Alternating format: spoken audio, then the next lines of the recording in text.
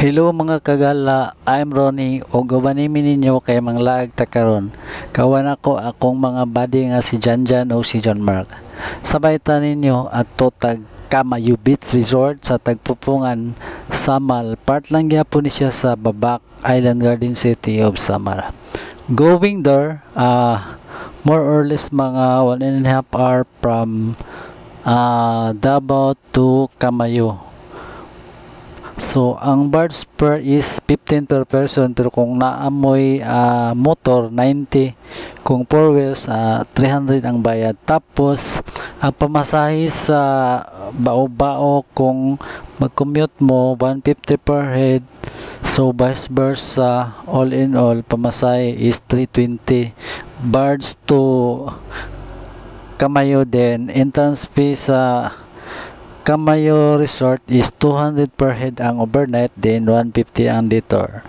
Tapos ilang cottage dito kay 1,000 floating siya overnight, then naapod sila pavilion nga pwede nyo marintahan kung wala mo kaning dili mo ato sa cottage kay gamay ra kay ang cottage mo layos ang mosulod more or less mga kuan lang katao, siguro mga kung cottage mo more or less mga 10. So kung dito mo sa kuan na sila pavilion, kung daghan mo pavilion nila is 3.5, so kantidad siya og 3.5, then pwede mo dalag 10 kay naman sila murag terrace post babaw. So kasya dito ang mga kuan, siguro estimate ako mga 40 ka tao.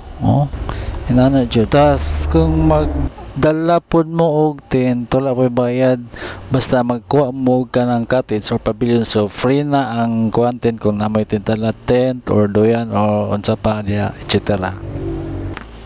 Tapos pag abot niyo sa area, nice food kayo kay ngano mura ka og naa sa kanang sa itawa ni mura ka og kanang nasa Saudi America kay ngano pertingog nawa way undang ang hangin, tapos basta tugnaw kayo. So ang walay mga partner dito, sus magsigi jud og kuro. So a few moments later by naanami diri karon sa tabok, mosakay nami sa baba. So kato inyong nakita ganya is dili pa to mao ang Kamayo Beach Resorts na ako adto sa Bards. So karon mo na ni among stay, padulong nami dito sa kuan sa ni area. It's a prank. Tugnaw dito pero wala snow dito. Hangin lang yun siya. Tugnaw dyan siya. Tugnaw as in tugnaw. So muna ni siya ang area guys. Naabot na tagay. So muna siya ang floating cowl. Floating cottage. Kani mo floating ya po ni siya guys. Kinaman siya sa tunga-tunga. So kana muna dia ang kuhan na swimming pool yang dako kayo. Kana malumos yun muna. Kaya peting dakuha. Oh, di ba? Klaro kayo mga hangin oh. Di ba? Palid-palid oh. Tanawa ang gwapo. So simple ra kayo, mura lang wala, pero gitugnaw na dito kay ano perting kusuga sa angin may undang. Shout out ko na sa likod nga si Domingo Julius nga wala gitugnaw. Domingo Julius gwapo. So para sa tayog so karon taod kay kanang murag tugnaw naman jud, so mo ni among giluto diri nagsugba mi nya kanang siya kanang naskid kanon na siya kay dili man malutos among butin. Mo na siya si Julius, so Julius gwapo, kanang isa si Mark Nin. Alright. Easy ra kayo, mura lang wala ba? Mga ni mga artista nga mga kauban ako. Julius gwapo. Ayaw sugba, nya pasig mahilaw ng kanon. Pas mo jud ani, gutom na ra ba kayo? Ngit-ngit pa jud kay may suga o pati nagkwas balod, sus Ginoo ko. Laag pa mo. So muna i-view dia guys, nindot dia pagka magabi guys, klaro kaya mga hampak-hampak sa mga balod. Alright, mo siya si Choi TV, Jan, shout out kay Choi TV, kay Jan, ari pa isa, shout out kay John Mark, isa pa, shout out kay Rans, shout out sa Gitugnaw. Uy, Julius gwapo na sa do, grabe gini siya makapusing, uy. Mark Nin, shot. Hi, pakiot. Oy, si Mishi, ay si Kuan, si mga madam din. Oy, hello madam, shout out kay madam. Mo siya si Chili Mitch. Kani mo ni siya kailan wala. Wajen kailan Tama na loy.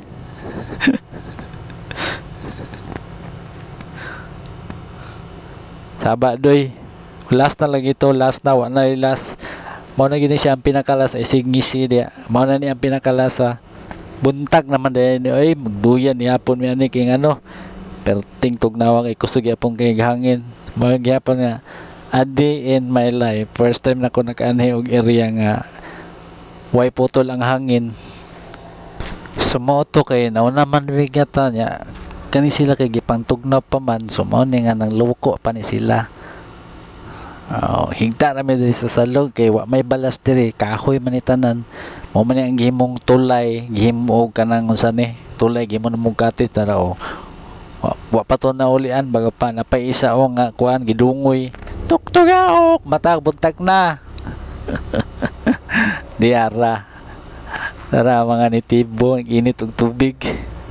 Itong taon mga pinasad ni ron kay ngano pero tintog na awa klaro kay hangin. Napaisa uga duyan-duyan murag napusan tanawa lang ang Christmas light ang hangin pating kusuga kana mo na ang tapad nga beats dili na ko naikuan dili na ko na i-promote kay diri rami yung kanyo kinindot kayo diri siyempre diri good may nagkuan shout out pa ko sa tagiya diri sumoto kay kanang samne si Tradani kanang se kani kay gitugnaw man mi nya nakainit ang tubig sa moto nga naglingkod-lingkod mi diri nagkapi-kapi mi diri pero inani lang mi kapi-kapi ni pero pertiya pong tugnawa kay ngano among kapi dali kay nang bugnaw murag ituslo lagi simot sa itoy lagi wala seconds lang bugnaw na ang kapi sa man ni mula ano pwede nimo tiwasog inom so tiwaso na lang yun mo inom sayang man pod.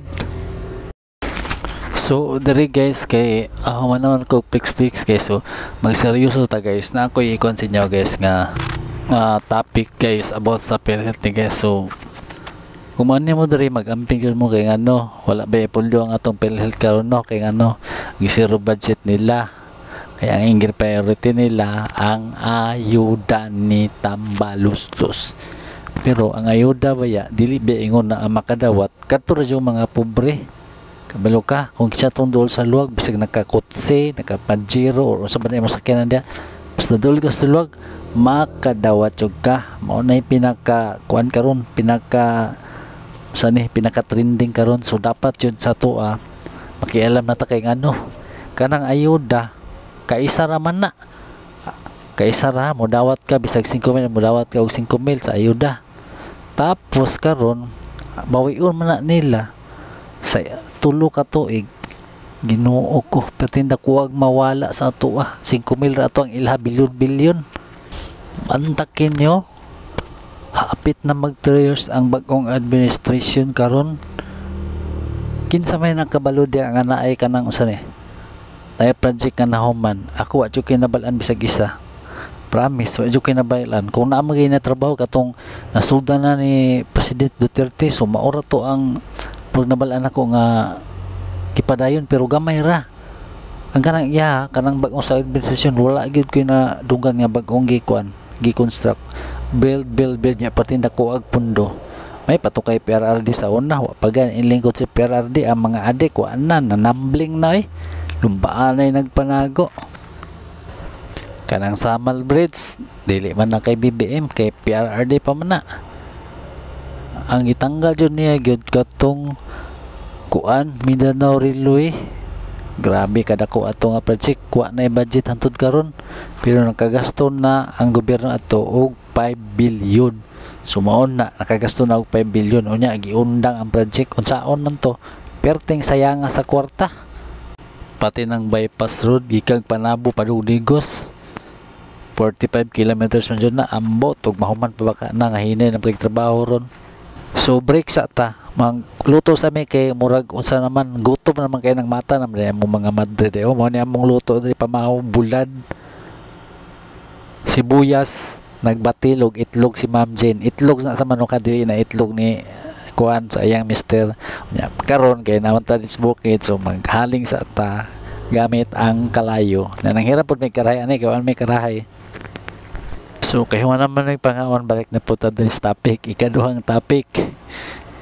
Familiar mo sa kaning kuan gitawag nila og confidential funds Kani bitaw siya nga issue. So kuan jud ka nang makaingon jud ko nga daghan kayo ang mga bugok wala ka sa pangalan pa lang gani daan na confidential funds.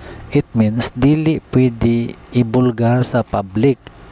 Kung naa may tao nga naghatag og ka ng mga info, dapat dili gyud na ihatag ang tinuod nga identity sa usa ka tawo. So confidential funds to be continued on next video. Bye bye.